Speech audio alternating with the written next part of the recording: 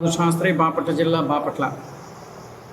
అసలు ఈ మధ్య పాపం వైఎస్ఆర్ కాంగ్రెస్ ప్రభుత్వం చేస్తున్న గజకర్ణ గోకర్ణ నాటకాలు, వీళ్ళకి ఆస్కార్ అవార్డులు ఏ విధంగా ఇవ్వచ్చు అంటే సినీ యాక్టర్లకు కాకుండా ఇప్పుడున్న ఈ వైఎస్ఆర్ కాంగ్రెస్ ప్రభుత్వంలో ఎవరైతే మంత్రులు, ఎమ్మెల్యేలు, ముఖ్యమంత్రితో సహా ఎవరైతే ఉన్నారో వీళ్ళకి ఆస్కార్ అవార్డులు, నంది అవార్డులు, ఇంకా ఏ అవార్డులు ఉంటే ఆ అవార్డులు వీళ్ళకి ఇస్తే బాగుంటుందని నా అభిప్రాయం. ఎందుకో తెలుసా, కొన్ని వీడియోలు మీకు ఇప్పుడు నేను చూపిస్తాను.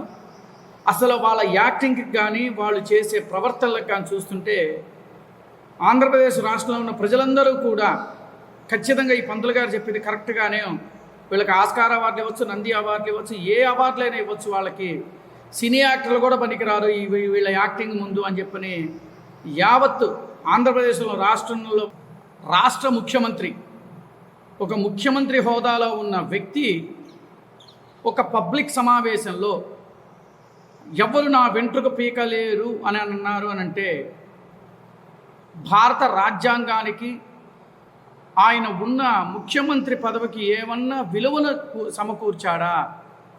ప్రధాన పాయింట్ నేను అడిగింది అవునా కాదా మీరు ఒక్కసారి ఆలోచించండి. అదేవిధంగా ఒక ముఖ్యమంత్రి హోదాలో ఉన్న వ్యక్తి వైఎస్ జగన్మోహన్ రెడ్డి గారి మాటలు విన్నారు కదా, నా వెంట్రుకు కూడా పీకలేరు అని మాట్లాడారు.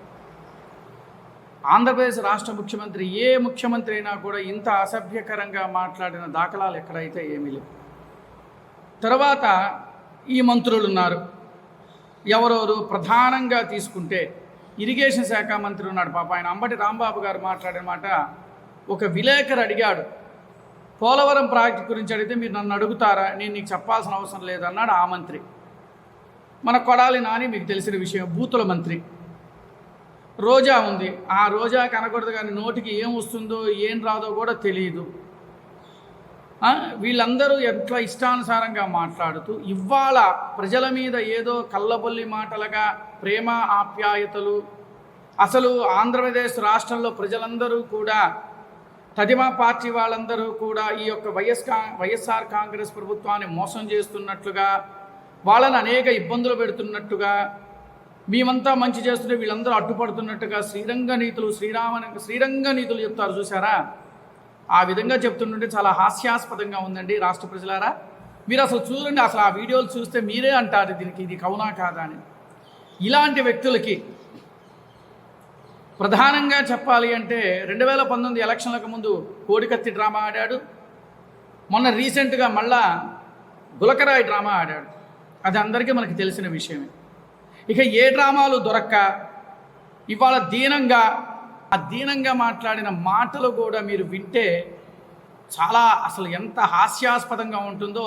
ఆ దీనమైన మాటలు విని మీ అభిప్రాయం తెలియజేయండి. కామెంట్స్ ఖచ్చితంగా చేయండి. ఈ వీడియో చూసిన వాళ్ళు ఖచ్చితంగా ఈ వీడియోని లైక్ చేయండి, షేర్ చేయండి, కామెంట్స్ ఖచ్చితంగా తెలియజేయండి. ఆంధ్రప్రదేశ్ రాష్ట్రంలో ఉన్న ప్రజలారా నేను ఒక్కటే అడుగుతున్నా మిమ్మల్ని ఈ రోజున. కేవలం మనకి 2 రోజులు మాత్రమే